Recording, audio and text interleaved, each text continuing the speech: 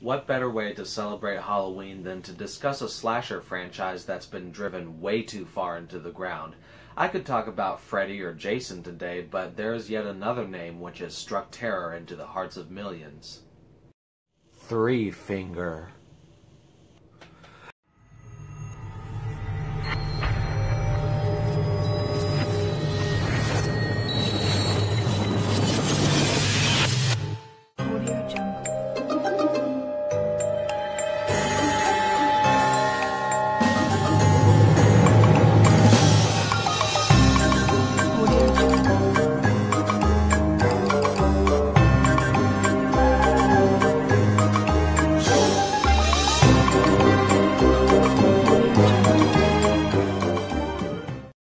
Wrong Turn 2 follows the cast of a reality TV show themed around surviving in the wilderness. However, they soon realize that this aspect is more literal than they imagined. Wrong Turn 2 is definitely a love it or hate it kind of movie. I mean, there are people like me who think that it's pretty good, and then there are others who dismiss it as just a complete piece of trash. They say that it ruins the greatness of the first movie, but was the first movie really all that great? I mean, it's good, but it's not one of my favorites. I think it's actually a really fun concept that this film is built around a reality TV show. I mean, it's definitely a product of its time.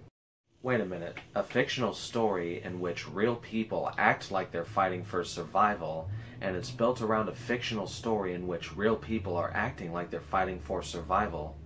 This is like super meta and stuff. Yeah, I'm not going to try to say that Wrong Turn 2 is like a modern day classic or anything, but it is a little bit smarter than people give it credit for.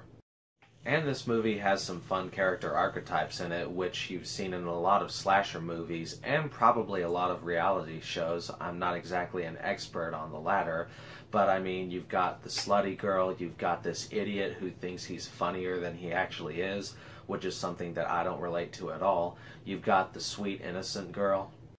And I like how this movie sort of plays with audience expectations. As you're watching it, if you've seen enough horror movies, you're likely going to be thinking to yourself, you know, that guy's not going to last long, that person's probably going to survive until the end of the movie, and then things don't necessarily go the way that you'd expect.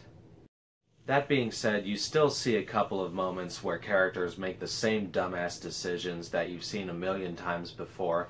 Hey, there's this creepy looking house over here that's possibly still inhabited, let's just walk right in and explore.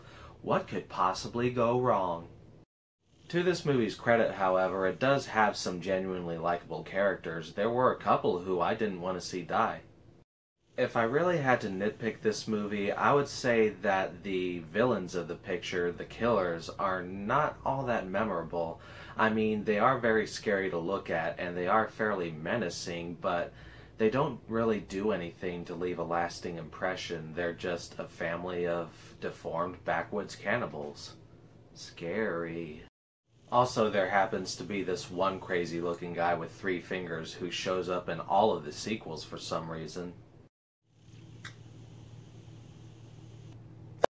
In the end, I've pretty much already made this statement, but Wrong Turn 2 is not exactly a modern-day masterpiece. However, if you're just looking for a fun, gory slasher movie that doesn't take itself completely seriously, then this definitely comes recommended.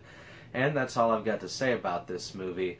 I hope you've all enjoyed my reviews this month, and I hope you have a happy Halloween.